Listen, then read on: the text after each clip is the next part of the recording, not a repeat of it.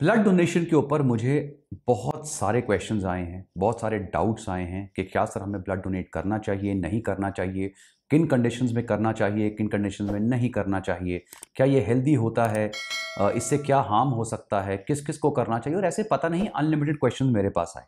और जब भी कोई डिजीज़ वगैरह फैलता है या कहीं पर ब्लड डोनेशंस की जो है डिमांड बढ़ती है, तो ये क्वेश्चंस और आने शुरू हो जाते हैं। तो इस पर्टिकुलर वीडियो सीरीज में वंस एंड फॉर ऑल मैं आपके सारे के सारे डाउट्स क्लियर करूंगा ब्लड डोनेशन को लेके। जैसे मैंने आपको पहले ही बताया कि मैं छोटे वीडियोस नहीं बना सकता हूं जिस तरह लोग बिल्कुल देखना पसंद करते हैं। अगर आपको छोटा वीडियो चाहिए तो इसका इन 3 वीडियोस की जगह मैं आपको एक लाइन में आंसर देता हूं, blood donation is very good. ये है छोटा वीडियो। लेकिन अगर आप सच में जानना चाहते हैं कि ब्लड डोनेशन किस लिए करी जाती है, उसके पीछे साइंस क्या है, किसके लिए बेनिफिशियल है, नहीं है, सारी चीजें, तो प्लीज इस पूरी की पूरी सीरीज को ध्यान से देखिए ताकि आपके दिमाग में हर चीज का रीजन और लॉजिक भी जाए, जो मैक्सिमम लोग लेना नहीं चाहते। उनको रीजन से मतलब नहीं है, साइंस से मतलब नहीं है, उन्हें चाहिए बस हमें आंसर दे दो कि भाई हाँ या ना। तो आंसर इज हाँ, लेकिन इतना सिंपल नहीं होता जिस तरह लोग समझते हैं। ब्लड डोनेशन के ऊपर मैंने एक बहुत ही एक्सटेंसिव ई बुक कंपाइल करी है। ये ई बुक मेरी वेबसाइट bstupid.com पे अवेलेबल है। One of its kind E book है। इसको आप जाके परचेज कर सकते हैं। और इसमें मैंने बहुत सारी डिटेल्ड इंफॉर्मेशन दी है ब्लड डोनेशन के ऊपर, उससे बहुत ज़्यादा जो मैं आपको इन सीरीज में बताऊंगा। तो जिन लोगों को और स्टडीज में इंटरेस्ट है और इन डेप्थ हो जाना चाहते हैं किसी टॉपिक में, उनके लिए मैं ये ई बुक्स लिखता हूँ, कंपाइल करता हूँ, ताकि आप लोग वीडियोस से भी नॉलेज लें और साथ साथ बुक्स को और पढ़ें, ताकि जितनी नॉलेज वीडियोज में आ रही है उससे और ज़्यादा आपको बुक्स के थ्रू मिले। वर्ल्ड हेल्थ ऑर्गेनाइजेशन के अकॉर्डिंग ब्लड ट्रांसफ्यूजन जो है वो हेल्थ केयर का एक बहुत ही इंटीग्रल पार्ट है। हर साल वर्ल्ड ओवर मिलियंस ऑफ लोग जो हैं वो ब्लड ट्रांसफ्यूजन से उनकी जान बचती है नॉर्मल और इमरजेंसी केसेस में। जो बहुत ही कॉम्प्लिकेटेड सर्जिकल प्रोसीजर्स वगैरह हो रहे होते हैं या ऐसे बहुत सारे एक्सट्रीम मेडिकल केसेस में ब्लड ट्रांसफ्यूजन्स की वजह से ही उन प्रोसीजर्स को करा जा सकता है सेफली। और ओवरऑल जो इंसान है ब्लड ट्रांसफ्यूजन की वजह से एक बहुत ही हेल्दी और हाई क्वालिटी ऑफ लाइफ जी सकता है, डिस्पाइट ऑफ द फैक्ट कि वो किसी एक्यूट या क्रॉनिक मेडिकल कंडीशन से सफर कर रहा हो। स्टडी में दिखाया गया है कि वर्ल्ड ओवर 10 में से 8 लोगों को कभी ना कभी लाइफ में ब्लड की जरूरत पड़ती है। हॉस्पिटल्स में से 10 में से हर एक इंसान को कभी ना कभी ब्लड ट्रांसफ्यूजन की जरूरत पड़ती ही पड़ती है। इसीलिए ब्लड की डिमांड कभी खत्म नहीं हो सकती, रुक नहीं सकती। जो पेशेंट जिनको ब्लड की जरूरत होती है वर्ल्ड ओवर, उनका एक राइट बनता है कि जब उनको ब्लड दिया जाए वो ब्लड सफिशिएंट अमाउंट में अवेलेबल हो और हाईएस्ट क्वालिटी का जो ब्लड है प्योर फॉर्म में अवेलेबल हो। इसके बावजूद बहुत सारे ऐसे लोग हैं जो हर साल उनकी डेथ हो जाती है, जिन्हें राइट अमाउंट ऑफ या सेफ जिसे हम बोलेंगे वो ब्लड नहीं मिल पाता।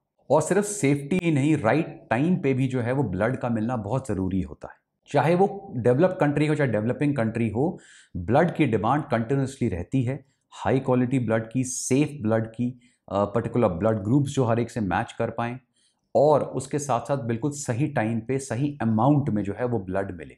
फिर भी वर्ल्ड ओवर एक बहुत बड़ी शॉर्टेज है कि जितना ब्लड लोगों को चाहिए वर्ल्ड में रिक्वायर्ड है, और सप्लाई के बीच में बहुत बड़ा गैप है आज भी। WHO के अकॉर्डिंग अगर एक कंट्री के सिर्फ 1% पॉपुलेशन ब्लड को डोनेट करती है तो वो पूरी कंट्री के लिए एडिक्वेट होता है, लेकिन उतना होना चाहिए। लेकिन उन्होंने ये भी देखा कि वर्ल्ड ओवर जो डोनेशंस हैं स्पेशली डेवलपिंग कंट्रीज में वो बहुत ज़्यादा कम है, कई केसेस में 15 टाइम्स कम है। तो वहाँ इन कंट्रीज में जो है ब्लड की डिमांड बहुत ज़्यादा होती है और सप्लाई बहुत लिमिटेड होती है। जब हम ह्यूमन बॉडी की बात करते हैं अप्रॉक्सीमेटली 5 to 6% बॉडी में ब्लड होता है, जो अप्रॉक्सीमेटली हमारी बॉडी का 7% वेट होता है। ब्लड में एक फ्लूइड होता है जिसे हम कहते हैं प्लाज्मा, जिसके अंदर 3 टाइप के सेल्स पाए जाते हैं। आप सब लोगों ने सुने होंगे, white blood cells, red blood cells और प्लेटलेट्स। ये जो प्लाज्मा होता है कि येलोइश कलर का फ्लूइड होता है, ट्रांसपेरेंट फ्लूइड होता है, जो बेसिकली एक ट्रांसपोर्टेशन व्हीकल की तरह काम करता है, जो न्यूट्रिशन, विटामिन, मिनरल्स वगैरह या फिर एंजाइम या हार्मोन्स वगैरह को ट्रांसपोर्ट करने के लिए काम आता है। जो रेड ब्लड सेल्स होते हैं वो आपकी जो लंग्स हैं वहां से जो ऑक्सीजन है उसको लेके बॉडी के डिफरेंट टिश्यूज तक पहुंचाते हैं। जो व्हाइट ब्लड सेल्स होते हैं वो बेसिकली इम्यूनिटी वगैरह के लिए यूज होते हैं। और जो प्लेटलेट्स होते हैं वो ब्लड की क्लॉटिंग या कोएगुलेशन में, यानी जब फॉर एग्जांपल अगर आपको चोट लगी और खून बह रहा है तो कुछ टाइम में वो खून रुक जाता है, जम जाता है, क्लॉट हो जाता है, तो उसमें प्लेटलेट्स का काम होता है। जो आपका ब्लड है, ये जो सारे सेल्स होते हैं बेसिकली बोन मैरो में फॉर्म होते हैं, और जैसे जैसे इसकी डिमांड होती है उस तरह फॉर्मेशन होती है और पूरी बॉडी में सप्लाई किए जाते हैं। हर रोज नए ब्लड सेल्स फॉर्म होते हैं बोन मैरो के अंदर, पुराने ब्लड सेल्स जो हैं वो बॉडी से निकल जाते हैं। जो ये सारे सेल्स होते हैं इनकी एक पर्टिकुलर लाइफ होती है। फॉर एग्जांपल जो रेड ब्लड सेल्स होते हैं उनकी लाइफ इज अप्रॉक्सीमेटली 120 डेज। जो व्हाइट ब्लड सेल्स होते हैं वो काफी कम होते हैं, कुछ दिनों तक जीते हैं, और जो प्लेटलेट्स होते हैं वो कुछ घंटों तक ही सर्वाइव करते हैं। इसलिए जो सेल टर्नओवर होता है, यानी न्यू सेल्स की फॉर्मेशन, ओल्ड सेल्स की डेथ, ये कंटिन्यूअस प्रोसेस होता है। एक कॉमन क्वेश्चन आता है ब्लड डोनेशन को लेके कि भाई एक एवरेज टाइम में कितना ब्लड हमसे लिया जाता है, एक ह्यूमन बीइंग से लिया जाता है। जब ब्लड को आपसे एक्सट्रैक्ट किया जाता है, लिया जाता है, तो उसे एक प्लास्टिक बैग में कलेक्ट किया जाता है जिसके अंदर एक लिक्विड होता है। आप हमेशा देखेंगे वो लिक्विड बेसिकली इसलिए होता है ताकि वो जो ब्लड है वो कोएगुलेट ना हो जाए, जम ना जाए। On an average approximately 450 ml जो है उतना ब्लड, अप्रोक्सीमेटली 10% टोटल ब्लड होता है, उसका सिर्फ 10% ही कलेक्ट किया जाता है। और वो जो एक बैग बनता है जिसमें वो 450 ml ब्लड है, उसके साथ जो जो एंटी कोएगुलेशन लिक्विड है, उनको मिला के वो पूरा जो बैग है उसे हम 1 यूनिट ऑफ ब्लड कहते हैं। तो जब आप हॉस्पिटल में जाएंगे ना तो उनको ऐसी ही बात करते हैं कितने यूनिट चाहिए, कि 2 यूनिट, 3 यूनिट, 4 यूनिट। अगर किसी को इमरजेंसी में जाना है तो 1 यूनिट का मतलब होता है उस बैग में अप्रॉक्सीमेटली 450 ml के करीब जो ब्लड है along with that anti coagulant liquid, उसे 1 यूनिट कहते हैं। नेक्स्ट क्वेश्चन आता है कि भाई ये ब्लड को कितने समय तक स्टोर किया जा सकता है जब उसे एक बार हमने किसी से ले लिया। प्लीज अंडरस्टैंड, जैसे मैंने बताया वर्ल्ड ओवर बहुत ज़्यादा डिमांड है हाई क्वालिटी और सेफ ब्लड की, विद जिसमें एक सफिशिएंट क्वांटिटी भी अवेलेबल होनी बहुत ज़रूरी है। अब प्रॉब्लम ये होता है कि ये जो ब्लड और उसके कंपोनेंट्स होते हैं इनकी एक बहुत ही लिमिटेड शेल्फ लाइफ होती है, इसलिए कंटिन्यूअसली ब्लड की जरूरत पड़ती रहती है। डोनेशंस की या डोनर्स की जो है वो कभी कमी नहीं होनी चाहिए। ये कंटिन्यूअस प्रोसेस है। जो होल ब्लड होता है वो सिर्फ 35 दिन तक ही स्टोर करा जा सकता है अगर उसे प्रॉपर कंडीशन, जैसे अप्रॉक्सीमेटली 2 to 4 डिग्रीज में उसे स्टोर किया जाए विद एंटी कोएगुलेंट लिक्विड के साथ, तो सिर्फ 35 दिन तक ही कोई भी जो ब्लड है वो स्टोर किया जा सकता है। उसके बाद आपको फ्रेश ब्लड चाहिए होता है। एक और क्वेश्चन आता है कि क्या ब्लड को सेपरेट किया जा सकता है, तो आंसर इज यस। ब्लड के अंदर जितने डिफरेंट कंपोनेंट्स होते हैं उनको सेपरेट किया जा सकता है, इसलिए जो 1 यूनिट ब्लड है उसको मल्टीपल पेशेंट्स को दिया जा सकता है। फॉर एग्जाम्पल उसके रेड ब्लड सेल्स को अलग करा जा सकता है, जो प्लाज्मा होता है उसे फ्रीज करके रखा जा सकता है, प्लेटलेट रिच प्लाज्मा भी होता है, और बहुत सारे और भी फैक्टर्स होते हैं और चीजें होती है ब्लड के अंदर जिन्हें सेपरेट करा जा सकता है और यूज किया जा सकता है। इनफैक्ट आज के टाइम में काफी सारी एडवांसमेंट्स के साथ साथ काफी सारी सेल सेपरेटर मशीन्स आ गई हैं जिसमें जब एक डोनर से ब्लड लिया जाता है तो उसमें से वो पर्टिकुलर कंपोनेंट जिसकी जरूरत होती है, फॉर एग्जांपल किसी को प्लेटलेट्स चाहिए तो जो बाकी ब्लड है उसकी हमें जरूरत नहीं है, तो वो सिर्फ प्लेटलेट्स को निकाल कर बाकी जो ब्लड है उसको, जिसने ब्लड डोनेट किया उसको वापस दे देते हैं। तो ये जो है प्रोसीजर्स, ये जो एडवांसमेंट्स हैं मेडिकल साइंस में, ये हो चुकी। ब्लड ग्रुप के ऊपर सबसे बड़ा कंफ्यूजन आता है, वो आता है ब्लड ग्रुप्स को लेके, और काफी लोग इसके बारे में बहुत ज्यादा कंफ्यूज हैं। इसके बारे में मैंने अपनी ई बुक में बहुत डिटेल में दिया हुआ है जिसके बारे में हम वीडियो में डिस्कस नहीं करेंगे क्योंकि ये टॉपिक एक अलग ही इन डेप्थ टॉपिक है। क्योंकि ब्लड ग्रुप्स कैसे होते हैं, कैसे समझा जाता है, RH फैक्टर्स वगैरह वो सब क्या होता है, रीसस फैक्टर्स, वो सब मैंने उस बुक में दिए हैं। मैं आपको शॉर्ट में समझा देता हूं कि जो ब्लड ग्रुप्स हैं उनको समझना बहुत ज्यादा इंपॉर्टेंट साइंस है। इसलिए जो ब्लड और उसके रिसोर्सेज होते हैं वो बहुत यूनिक माने जाते हैं, प्रेशियस माने जाते हैं, क्योंकि हर इंडिविजुअल की जो ब्लड की रिक्वायरमेंट ग्रुप है वो अलग होता है। जो एक इंडिविजुअल का ब्लड ग्रुप होता है वो उसका जेनेटिक ब्लड ग्रुप होता है जो उसने अपने पेरेंट्स से इनहेरिट किया होता है। इनफैक्ट 1900 से पहले लोगों को ब्लड ग्रुप्स के बारे में नहीं पता था, उनको लगता था सारा ब्लड सेम होता है, जिसकी वजह से मेजर प्रॉब्लम्स उस समय में होती थी, क्योंकि उस समय में सिर्फ ह्यूमन ही नहीं बल्कि एनिमल ब्लड भी ट्रांसफ्यूज किया जाता था दूसरे ह्यूमंस में, जिसकी वजह से बहुत ही डेंजरस कॉम्प्लिकेशन इंक्लूडिंग डेथ जो है वो होती थी। 1900 में ही एक साइंटिस्ट कार्ल लैंडस्टाइनर ने जो है ABO ब्लड ग्रुप को डिस्कवर किया सबसे पहले, जिसकी वजह से 1930 में उनको नोबेल प्राइज भी मिला था। उसके बाद कुछ साइंटिस्ट ने AB ब्लड ग्रुप डिस्कवर किया कुछ सालों के बाद, और 1940 में जाकर जो है जो RH फैक्टर वगैरह होता है, पॉजिटिव नेगेटिव सारी चीज़ें ये डिस्कवर होनी शुरू हुई। तो ये जो ब्लड ग्रुप की प्रॉपर डिस्कवरी है वो भी कुछ डिकेड्स पहले ही हुई है। और जैसे मैंने बताया कि इसके बारे में हम और इन डेप्थ बात नहीं करेंगे क्योंकि एक सेपरेट टॉपिक हो जाता है। मेरी ई बुक में मैंने इसके बारे में बहुत इन डेप्थ इन्फॉर्मेशन दी हुई है कि ब्लड ग्रुप्स वगैरह की क्या अंडरस्टैंडिंग होती है, उन्हें कैसे समझा जाता है और कौन से टाइप्स के होते हैं, सब मैंने ई बुक में दिया हुआ है। अब हम डिस्कस करते हैं कि ऐसी कौन सी सिचुएशंस होती हैं जिसमें किसी इंसान को ब्लड की जरूरत पड़ सकती है। ऑफकोर्स पहला हम सब जानते हैं कि लॉस ऑफ ब्लड हो सकता है। अगर आप कोई मेजर एक्सीडेंट से किसी ने सफर किया हो या कोई एक सर्जरी अंडरगो कर रहा हो तो उस समय में कंटिन्यूस ब्लड की जरूरत होती है। For example, on an average जो एक ओपन हार्ट सर्जरी होती है उसमें अप्रॉक्सीमेटली 6 यूनिट्स ऑफ ब्लड की जरूरत पड़ती है। अगर किसी फीमेल का मिस कैरेज हो जाता है या चाइल्ड बर्थ हो रहा होता है उस समय भी ब्लड की बहुत ज़्यादा जरूरत पड़ती है। इनफैक्ट रिसर्च में दिखाया गया है कि वर्ल्ड ओवर 1/4 एक चौथाई जो मेटर्नल डेथ्स होती हैं वो प्रिवेंट करी जा सकती हैं अगर उनको सही अमाउंट में सेफ ब्लड सही समय पे मिल जाए। इसीलिए वर्ल्ड ओवर किसी भी हॉस्पिटल या हेल्थ केयर फैसिलिटी में जो ब्लड है, सेफ ब्लड राइट क्वांटिटी में अवेलेबल होना, स्पेशली जब हम न्यूबॉर्न्स की बात करते हैं, प्रेग्नेंट वुमेन की बात करते हैं, तो वो जो 8 उन्होंने एसेंशियल चीज़ें निकाली उनमें से एक आता है ब्लड। काफ़ी सारे लोग जो मल्टीपल डिजीजेस सफ़र कर रहे हैं, फॉर एग्जाम्पल एनीमिया, ल्यूकेमिया जिसे हम ब्लड कैंसर भी कहते हैं, हीमोफीलिया, ब्लीडिंग डिसऑर्डर्स हैं, थैलेसीमिया, इन सब को कंटिन्यूस ब्लड ट्रांसफ्यूजन की ज़रूरत पड़ती है। हर साल अप्रॉक्सीमेटली 3 लाख बच्चे जो होते हैं वो सिकल सेल एनीमिया के साथ पैदा होते हैं या वो थैलेसीमिक होते हैं। इन सब को ब्लड की ज़रूरत कभी ना कभी पूरी लाइफ में पड़ती है। और भी बहुत सारे केसेस हैं जैसे पॉइजनिंग, ड्रग इन्फेक्शंस, बर्न्स। इन सारे केसेस में ब्लड ट्रांसफ्यूजन जो है वो लाइफ को सेव कर सकता है। एक बड़ी शॉकिंग फिगर निकल कर आती है जब हम रोड एक्सीडेंट्स की बात करते हैं। हर साल वर्ल्ड ओवर अप्रॉक्सीमेटली 1.2 मिलियन लोग जो हैं वो रोड एक्सीडेंट्स में मरते हैं और अप्रॉक्सीमेटली 20 से 50 मिलियन लोग जो हैं वो इंजर या डिसेबल हो जाते हैं किसी ना किसी रोड एक्सीडेंट की वजह से। और इन लोगों को 24 घंटे के अंदर एक्सीडेंट के ब्लड की ज़रूरत पड़ती है। इसीलिए जैसे मैंने बताया कि किसी भी हॉस्पिटल में, हेल्थ केयर फैसिलिटी में सेफ और एडिक्वेट ब्लड का होना बहुत ज़्यादा ज़रूरी है, क्रिटिकल है। World over approximately 234 million operations जो हैं वो हर साल कंडक्ट किए जाते हैं और ये मैं मेजर ऑपरेशंस की बात कर रहा हूं, जिनमें से अप्रॉक्सीमेटली 63 मिलियन जो लोग हैं वो किसी ट्रॉमेटिक इंजरी के लिए सर्जरी अंडरगो कर रहे होते हैं। 31 मिलियन लोग जो हैं वो कैंसर के लिए सर्जरीज अंडरगो कर रहे होते हैं और अप्रॉक्सीमेटली 10 मिलियन जो हैं वो प्रेगनेंसी रिलेटेड सर्जरीज होती। इन सारे केसेस में ब्लड का होना बहुत ज़्यादा क्रिटिकल और ज़रूरी है। इसीलिए डेवलपिंग कंट्रीज में जो हैं इन रीजंस की वजह से डेथ्स बहुत ज़्यादा होती हैं, क्योंकि वहाँ पे ब्लड की शॉर्टेज सबसे ज़्यादा कॉमन है। उसकी वजह से, ना होने की वजह से जो डेथ्स हैं वो बहुत कॉमन हो जाती है।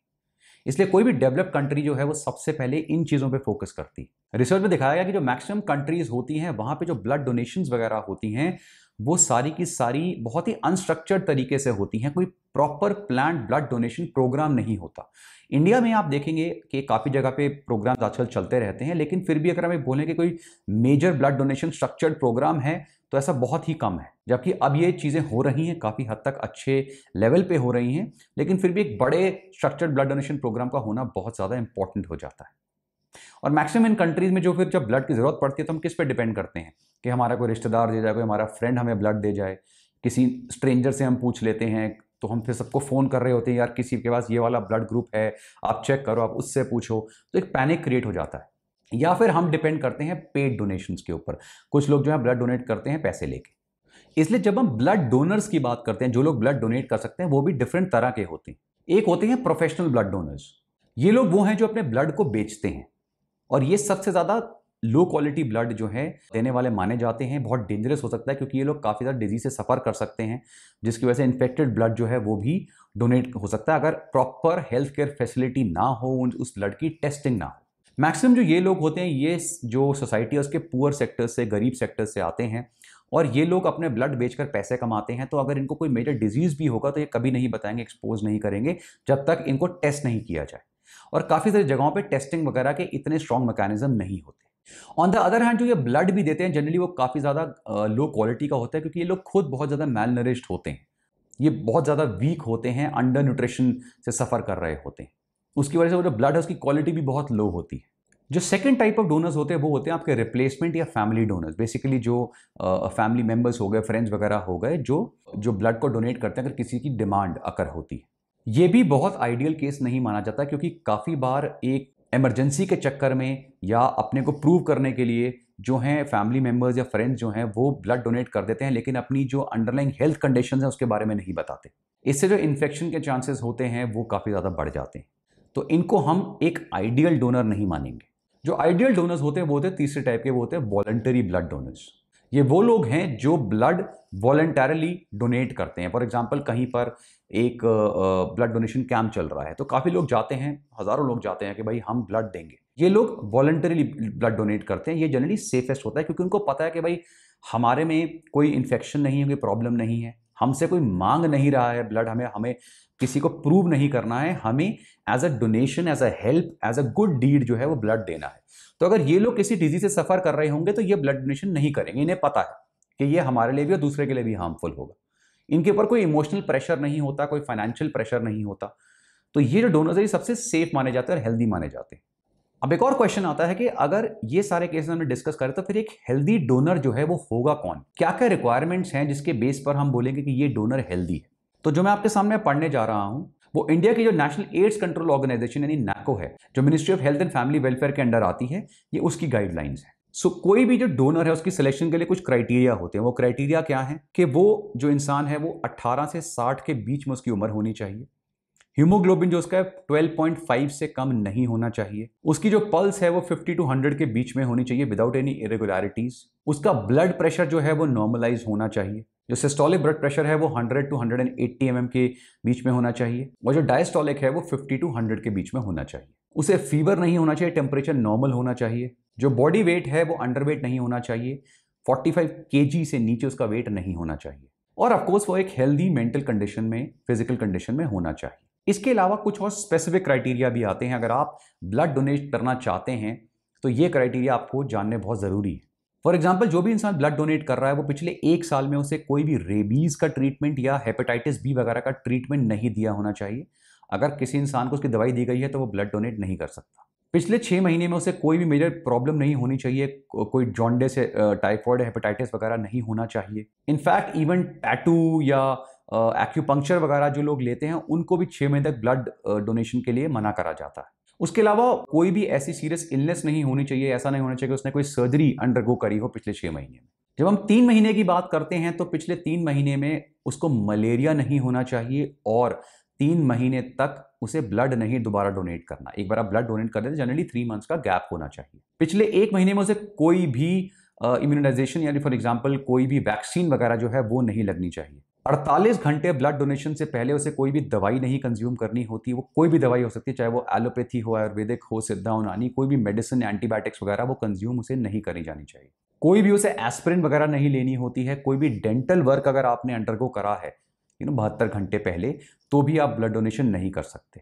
24 घंटे पहले कोई भी अल्कोहलिक बेवरेज वगैरह जो है वो भी लेने से मना करा जाता है। अगर कोई भी इंसान किसी प्रेजेंट इन्फेक्शन से सफर कर रहा है, कोल्ड हो गया, इन्फ्लुएंजा हो गया, कफ वगैरह हो गया, तो भी वो ब्लड डोनेट नहीं कर सकता। ऑफ कोर्स ये बात है प्रेग्नेंट वुमेन या ब्रेस्ट फीडिंग वुमेन को ब्लड डोनेट नहीं करना, बिल्कुल नहीं करना होता। जो भी वुमेन ब्लड डोनेट कर रही है वो अपनी मेंस्ट्रुअल साइकिल्स में नहीं होनी चाहिए। जो भी इंसान ब्लड डोनेट कर रहा है उसे कोई भी डिजीज, कोई blood pressure issue, diabetic issue, कोई हार्ट कंडीशन, कोलेस्ट्रॉल इशू, कोई हाइपरटेंशन इश्यूज, कोई ब्लड क्लॉटिंग प्रॉब्लम या ब्लड डिजीज या कैंसर्स और कोई भी ऐसे डिजीज जो है वो नहीं होने चाहिए। उसके अलावा TB, bronchial asthma, liver disease, kidney disease, अगर उसे फिट्स वगैरह आते हैं, कहीं उसकी बॉडी में ना स्पॉट्स डेवलप हो रहे हैं डिफरेंट कलर्स के, स्किन इन्फेक्शंस हो रहे हैं, उसे कोई हार्मोनल इशू है, तो ये सारे के सारे जो लोग हैं इन्हें ब्लड डोनेशन से मना करा जाता है, प्रोहिबिट किया जाता है। ब्लड डोनेशन को लेके और भी काफी सारे क्वेश्चंस आते हैं। फॉर एग्जांपल हमें ब्लड डोनेट करने से पहले क्या खाना चाहिए? प्लीज अंडरस्टैंड, ऐसी कोई भी स्पेशल डाइट आपको लेने की जरूरत नहीं है, कोई स्पेशल फ्लूइड्स लेने की जरूरत नहीं है। आप अपनी नॉर्मल हेल्दी रेगुलर डाइट्स और फ्लूइड्स लेते रहिए। आपके लिए एक normal adequate balance diet is good enough. जो आपके लिए हेल्दी रखने के लिए जरूरी है वही आपको चाहिए, कोई स्पेशल डाइट अलग से नहीं होती। नेक्स्ट एक और बहुत इंपॉर्टेंट क्वेश्चन आता है, काफी लोग कंसर्न रहते हैं कि ब्लड डोनेशन के आफ्टर इफेक्ट्स क्या होते हैं। प्लीज अंडरस्टैंड, ब्लड डोनेशन एक बहुत ही सेफ और हेल्दी प्रोसीजर है।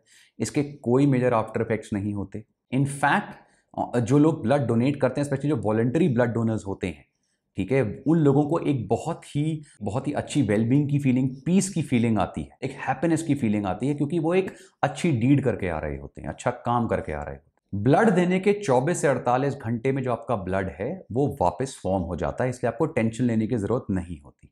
उसमें जो रेड ब्लड सेल्स होते हैं उनको थोड़ा ज्यादा टाइम लग सकता है, जनरली 4 से 8 हफ्ते लग सकते हैं जो रेड ब्लड सेल्स हैं उनको वापस पूरा फॉर्म होने में, लेकिन उससे भी कोई मेजर फर्क नहीं पड़ता।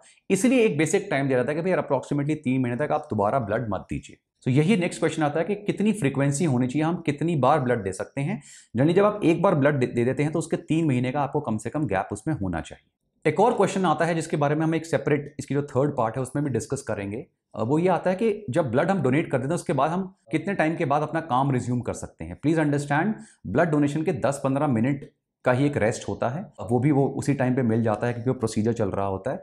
आप अपना नॉर्मल सारा काम वैसा का वैसा कर सकते हैं, कोई भी मेजर वीकनेस वगैरह नहीं होती है, कुछ नहीं होता, आपको पता भी नहीं लगेगा। हाँ, कुछ घंटों के लिए या फिर एटलीस्ट उस दिन के लिए जो रिगरस फिजिकल एक्टिविटी है वो मना करी जाती है। कई केसेस में ऐसा होता है कि ब्लड डोनेशन के बाद कुछ लोगों को थोड़ी सी डिजीनेस वगैरह होती है, इसलिए आप देखेंगे ब्लड डोनेशन में हाई कार्बोहाइड्रेट स्नैक्स वगैरह, जूसेस वगैरह, बिस्किट्स वगैरह दिए जाते हैं ताकि उनकी एनर्जी लेवल एडिक्वेट रहे। लेकिन ये सारे लोग जो हैं ये बहुत जल्दी रिकवर कर जाते हैं, ये बहुत रेयर केसेस में होता है। सो आई होप गाइस जो बेसिक अंडरस्टैंडिंग थी ब्लड डोनेशन के, बेसिक क्वेश्चंस थे, वो आपके दिमाग में अब सारे क्लियर हो गए हों। इसके नेक्स्ट वीडियो में डिस्कस करेंगे ब्लड डोनेशन के 7 अमेजिंग बेनिफिट्स, और ऐसी बहुत सारे अमेजिंग वीडियोस के लिए देखते रहिए वी आर स्टूपिड।